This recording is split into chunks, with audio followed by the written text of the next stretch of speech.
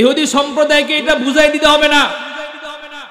মুসলমান সম্প্রদায়ের বৃহৎ একটি শক্তির নাম হলো দাওয়াত এবং তাবলীগ। এটা ধীরে ধীরে পুরা বিশ্বের ভিতরে সমাদৃত হয়ে যাচ্ছে। এটার মাধ্যমে অচিরেই মুসলমান সজাগ হয়ে যাবে ইহুদি এবং নাসারা সম্প্রদায়ের বিরুদ্ধে। এই জন্য তারা ইসরায়েলে বসে বসে চা খাচ্ছে আর ঘুমাচ্ছে না। তারা টার্গেট করে রাখছে মুসলমানদের এই পবিত্র জামাত, দাওয়াত এবং তাবলীগের ইনজিলকে, এবং তারা সেই ইনজিলকে টার্গেট করে ইনজিলের উপর হামলা চালাচ্ছে, যার জন্য একের পর এক সময়ের ব্যবধানে বাংলাদেশে মুসলমানদের মধ্যে মুসলমানদের হানাহানি, মারামারি, কাটাকাটি হচ্ছে। সংবাদটি নিজের অজানা সংবাদ নয়, না জেনে না শুনে বলছি না। 2016 সালে একটা ঘটনা বলতেছি। আপনি তো বসে আছেন চুপ করে, কিন্তু ইহুদি সম্প্রদায় চুপ করে বসে নেই। ইহুদি সম্প্রদায় বিভিন্ন ভাবে মুসলমানদেরকে হয়রান করছে, যাতে করে তারা ইহুদিদের ব্যাপারে সিদ্ধান্ত গ্রহণ করতে না পারে। নিজেদের কলহ নিয়ে তো বাঁচতেছে না, শত্রুকে দমন করবে কখন? শত্রুকে দমন করবে কখন?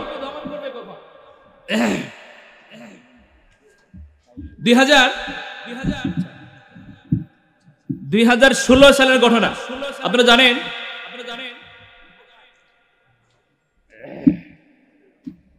বর্তমান জামাতে তাবলীগের ভিতরে বড় একটা ফাটল সৃষ্টি হয়েছে, এটা আপনারা জানেন না? সবাই জানেন কি না? এইটাও কিন্তু আমাদের চিরশত্রু ইহুদি নাসারার একটি চক্রান্ত। 2011 সাল থেকে এই সমস্যার সমাধানের জন্য জাতির রাহবার বিশিষ্ট দ্বীনি বিদ্যাপীঠ দারুল উলুম দেওবন্দ সে 2011 সাল থেকে চেষ্টা করে আসছে। আমি অধম পর্যন্ত দারুল উলুম দেওবন্দে ছিলাম 2017 এবং 18 সালে, এবং দারুল উলুম দেওবন্দ 2017 এবং 18 সালে আমি যখন উপস্থিত ছিলাম, আমার মতো বহু ছাত্র ভাইরা ছিলেন, সকলের সামনে স্পষ্ট ভাষায় ঘোষণা করেছে, বর্তমান দাওয়াত এবং তাবলীগের সংকটে আমরা বারবার চেষ্টা করার পরেও আমরা ব্যর্থ হয়েছি। যতক্ষণ পর্যন্ত এই মৌলানা সাদ সাহেব তাদের এই ভ্রান্ত আকীদা থেকে, ভ্রান্ত বক্তব্য থেকে ফিরে না আসবে, ততক্ষণ পর্যন্ত দারুল উলুম দেওবন্দের এই চতুর্সীমার ভিতরে দাওয়াত এবং তাবলীগের কাজ স্থগিত থাকবে।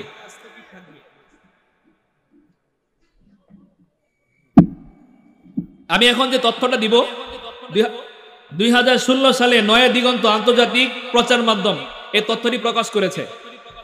আপনারা জানেন বাংলাদেশের ভিতরে একটা কথা প্রচলিত আছে, এটা ভুল কথা, ভালো করে মনে রাখবেন। এটা হলো মানুষ বলে থাকে সাদপন্থী আর জুবায়েরপন্থী, বলে কিনা? কথা বলে কিনা? এটা পুরা ভুল কথা। জুবায়েরপন্থী বলতে কোনো পন্থী নাই, কোনো দল নাই।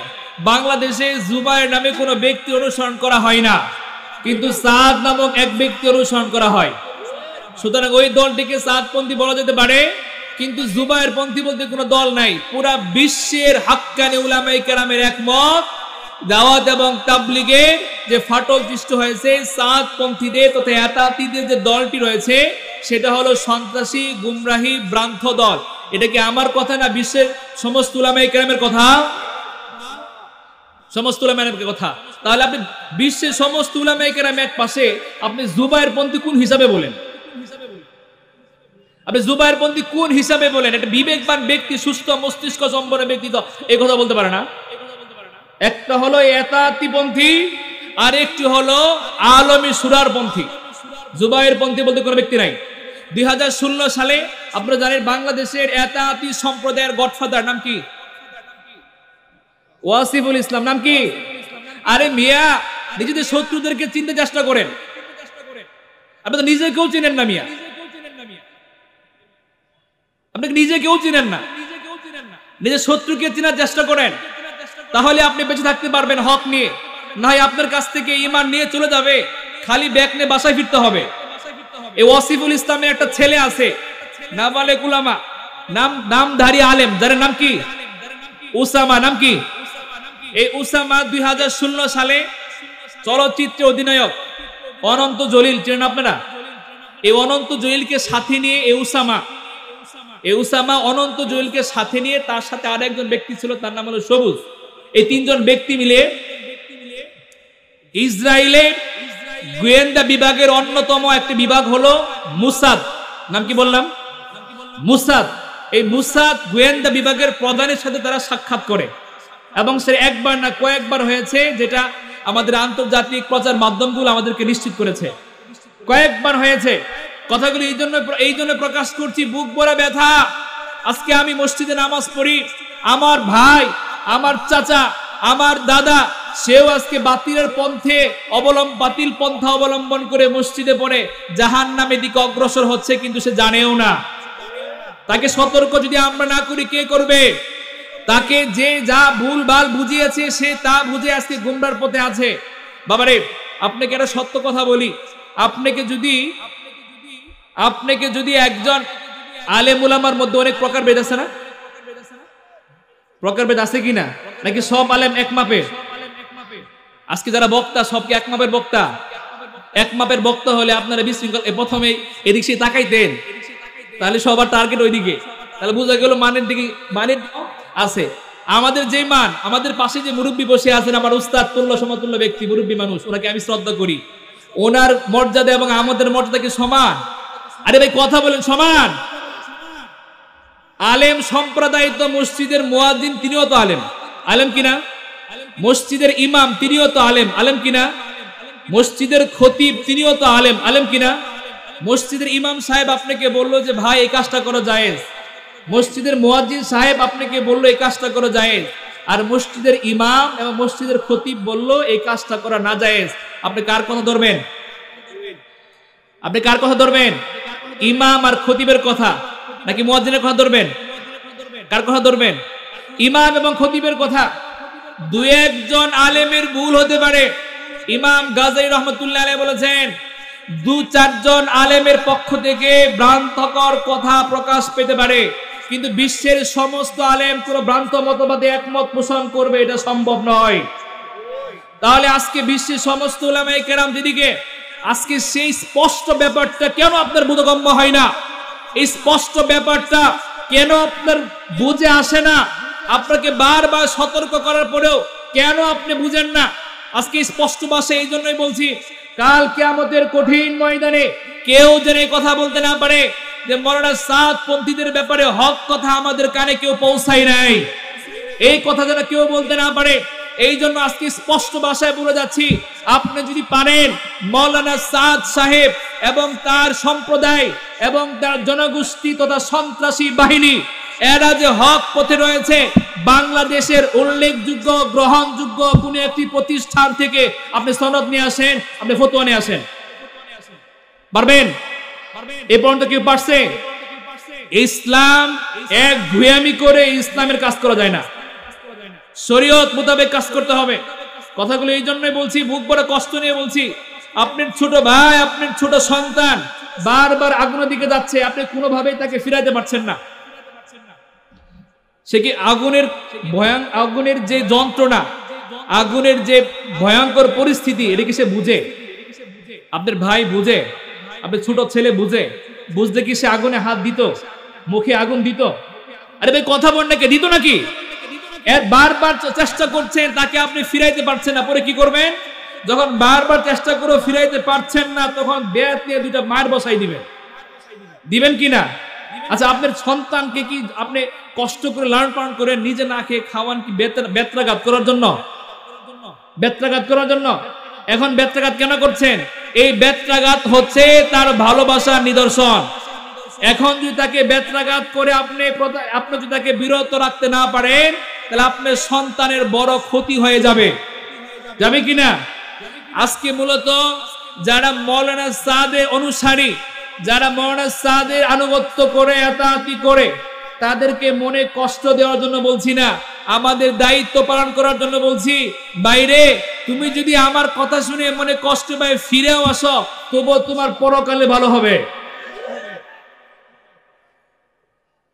তোমার পরকাল ভালো হবে। ওই চিন্তা করে আমি দু চারটা কথা বলি যেন তোমার মনে লাগে। তুমি কেন বুঝো না? তুমি কেন বুঝো না? আজকে পুরো বিশ্ব উলামায়ে কেরামের সিদ্ধান্ত তুমি কেন বুঝো না?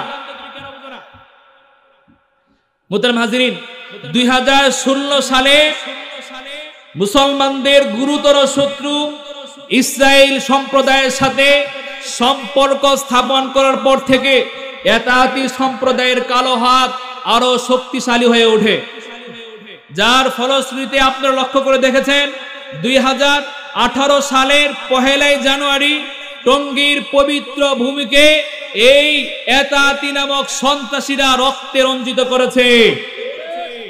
আমরা শুধু প্রতিবাদ করেছি, তাদেরকে বুঝিয়েছি, তাদেরকে সমঝিয়েছি, চেষ্টা করেছি, সরকারের মাধ্যমে হোক, ব্যক্তিগত মাধ্যমে হোক, অজাহাতি জোর করে হোক, বিভিন্নভাবে চেষ্টা করেছি।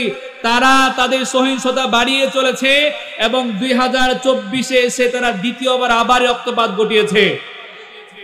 আর কতবার রক্ত দিতে পারবো আমরা? আর কতবার আমাদেরকে রক্ত দিতে হবে? এই সন্ত্রাস বাহিনী আর যাই হোক আর না হোক, এরা কখনো দাওয়াত এবং তাবলীগের জামাতের লোক হতে পারে না। আমাদের মুসলমানদের একটাই দাবি, পবিত্র এই ভূমি থেকে, সম্প্রীতির এই বাংলাদেশ থেকে এই সন্ত্রাস বাহিনীদেরকে অবিলম্বে নিষিদ্ধ ঘোষণা করতে হবে। আওয়াজ করে বলেন ঠিক না বেঠিক? সম্মানিত উপস্থিতি, কিছু তথ্য উঠাই ধরি। মাওলানা সাদ পন্থীদের একজন গুরু, যার নাম হলো মানসুর আব্দুল্লাহ। কি নাম বললাম? মানসুর আব্দুল্লাহ। তিনি একটি কিতাব লিখেছেন, আল ইমারা হিয়া সুন্নাহ। আল ইমারা হিয়া সুন্নাহ। এই কিতাবের মধ্যে মাওলানা সাদ সাহেবের বর্ণনা করতে গিয়ে তিনি বলেছেন, ঝুবি উনকে মুখালাফত করেগে, যে ব্যক্তি মাওলানা সাদ সাহেবের বিরোধিতা করবে, মাওলানা সাদ সাহেবকে অনুসরণ করবে না, ও বাগি আমার ফিত্তিন হে, ওই ব্যক্তি হচ্ছে বিদ্রোহী এবং ফিতনাবাজ। নাউজুবিল্লাহ বলবেন না? আরো আসতে বলেন বেটা। শুধু এতেই সীমাবদ্ধ না, এবং পরবর্তীতে বলেছে ও ওয়াজিবুল কতল হে, যে ব্যক্তি মাওলানা সাদ সাহেবকে মানবে না, তার অনুসরণ করবে না, মাওলানা সাদ সাহেবের বিপক্ষে যে চলবে তাকে হত্যা করা ওয়াজিব। নাউজুবিল্লাহ এখনো বলবেন না? হাত পা গুটিয়ে বাসায় বসে থাকেন, তরবারি নিয়ে আসবে আর নিজের রক্ত জমিনে প্রবাহিত করে দিবে নাকি?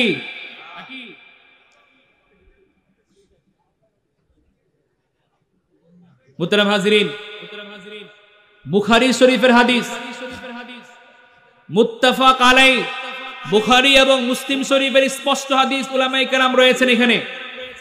আল্লাহ রাসূল সাল্লাল্লাহু আলাইহি সাল্লাম দ্ব্যর্থহীন কণ্ঠে ঘোষণা করেছেন, সিবাবুল মুসলিমি কুফরুন সিবাবুল মুসলিমি ফুসুকুন ওয়া কিতালুহু কুফরুন।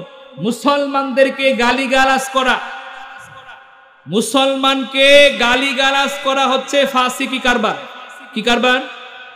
এবং মুসলমানদের গায়ে রক্ত ঝরানো, তাদের সঙ্গে যুদ্ধ করা হচ্ছে কুফরি কারবার।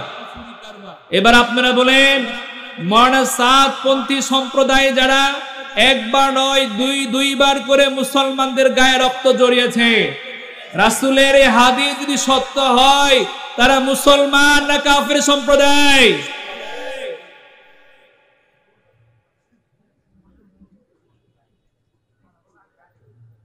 মুহতারাম হাজিরিন, এখন থেকে আমাদের সোচ্চার হতে হবে। নমনীয়তা আমরা বহুবার প্রকাশ করেছি, অনেকবার বুঝিয়েছি, অনেকবার চেষ্টা করেছি, কোনোভাবেই তারা ফিরে আসছে না, কোনোভাবেই তারা বুঝ মানতেছে না।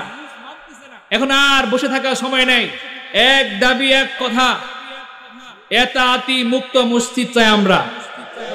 আপনারা সকলে একমত আছেন? এতাতি মুক্ত মসজিদ চাই আমরা, সকলে একমত আছেন?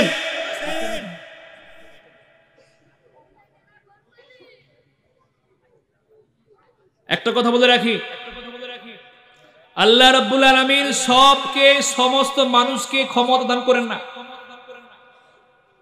প্রত্যেকটা জাতির নির্দিষ্ট কিছু মানুষকে ক্ষমতা দান করেন, শক্তি দান করেন, আধিপত্য দান করেন। তাদের শরীয়তের হুকুম হচ্ছে তারা আধিপত্য পেয়ে তাদের এই ক্ষমতাকে শরীয়তের কাজে ব্যয় করবে নাকি শরীয়ত বিরোধী কাজে ব্যয় করবে? কথা বলেন, শরীয়তের পক্ষে না বিপক্ষে? প্রত্যেকটা সমাজের মধ্যে নেতৃস্থানীয় ব্যক্তিবর্গ যারা রয়েছেন, আপনাদেরকে আমরা শ্রদ্ধা করি, সম্মান করি, আপনাদের দিকে আমরা তাকিয়ে আছি। আপনারা উদ্যোগ নেন, প্রত্যেকটা সমাজ থেকে সাতপন্থীদেরকে আশ্রয় দেওয়া হবে না, কোনোভাবেই তাদেরকে মসজিদের আশেপাশেও আসতে দেওয়া যাবে না। যদি না পারেন, হাসরের ময়দানে আপনারা জবাবদিহি করবেন।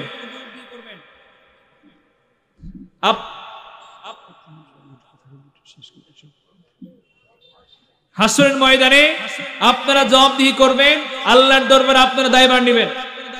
এই জন্য মুহতারাম হাজির, দরদ মাখা কণ্ঠ নিয়ে বলি, মাওলানা সাদ সাহেবের একটা কথা বলে শেষ করতে যাই। এটা শুধু আমার জানা যে তা না, সবাই জানেন আপনারা। মাওলানা সাদ সাহেব বিভিন্ন সময় বক্তব্য দেওয়ার সময় কথা বলেন, अगर कोई जगह मस्जिदे हराम और काबिल एहतराम है, আল্লাহর ঘর মসজিদ, মসজিদে হারাম এবং মদিনার মসজিদের পরে কোন জায়গা যদি সম্মানের উপযুক্ত হয়, সেই জায়গাটা হচ্ছে বাঙ্গাল মসজিদ, নিজামি মার্কাজ। নাউজুবিল্লাহ বলবেন না? বুখারী শরীফে স্পষ্ট হাদিস রয়েছে, নবী আলাইহিস সালাম বলেছেন, পৃথিবীর বুকে বাইতুল্লাহ শরীফ এবং মসজিদে নববী, এই দুই জায়গার পরে সব থেকে সম্মানের উপযুক্ত জায়গা কোনটি? কিছুক্ষণ আগে আমরা জেনেছি কোনটি, সেটি বাইতুল মুকাদ্দাস। আর আমাদের হযরতজি কি বলতেছেন? বাংলা মসজিদ, নিজামিয়া মার্কাজ। আচ্ছা বলুন দেখি, কথাটা কি কোরআন হাদিসের মুওয়াফিক না কোরআন হাদিসের বিপরীত? কোরআন হাদিসের অনুকূলে নাকি প্রতিকূলে? মুওয়াফিক না মুখালিফ? যে ব্যক্তি কোরআন হাদিসের মুখালিফ করতে পারে, সেই ব্যক্তি কি করে মুসলমানদের নেতা হতে পারে? একটা কথা আমার, আমরা বিবাদ চাই না, আমরা সংঘাত চাই না, আমরা রক্ত চাই না। আমরা নিরপেক্ষভাবে দাবি জানাচ্ছি, যারা কর্তৃত্ব করছেন, যাদের হাতে আল্লাহ ক্ষমতা দিয়েছেন, তাদের কাছে আমরা অনুরোধ জানাচ্ছি, দাবি জানাচ্ছি, আমাদের সরল মনা দাবিগুলো যদি মেনে নিতে না চান, না পারেন, কিভাবে দাবি আদায় করতে হয় সেটা কিন্তু আমরা জানি। আমাদের পবিত্র ভূমিকে সন্ত্রাস মুক্ত করে দেন। আপনারা সকলে একমত আছেন? আমাদের এই পবিত্র ভূমিকে এতাতি নামক গভীর ষড়যন্ত্র থেকে মুক্ত করে দেন। মুহতারাম হাজিরিন, এলোমেলো দু একটা কথা বলে ফেললাম, সময় স্বল্পতার কারণে। মানে প্রথমেই আলোচনা করে আয়াত পড়েছি একটা, আলোচনা গেছে আরেক দিকে, কারণ জানি যে কোনো সময় পিছন থেকে টান আসবে, ছেড়ে দিতে হবে। এখন যদি আয়াত টান দেই, আয়াতের প্রাথমিক কিছু আলোচনা করি, মাঝখান পর্যন্ত না যেতে পারি, আপনারা কিছুই বুঝবেন না, পরে হয়তো বলবেন হুজুর কি বলে গেল এটা। এই জন্য ওই আয়াত ধরতে পারি না, আল্লাহ মাফ করুন। আমার পিছনে আরো বক্তা আছেন, অনেক সুন্দর সুন্দর কথা বলেছেন, মাগরিবের পর থেকে কথা হয়েছে, আরো হবে ইনশাল্লাহ। আপনারা যারা উপস্থিত হয়েছেন সকলের কৃতজ্ঞতা আদায় করি। আল্লাহ তাআলা সকলকে, সকল মুসলমানদেরকে তার শত্রু চিনে ব্যবস্থা নেওয়ার তৌফিক দান করেন। আমিন ওয়া আখিরু দাওয়ানা আলহামদুলিল্লাহি রাব্বিল আলামিন।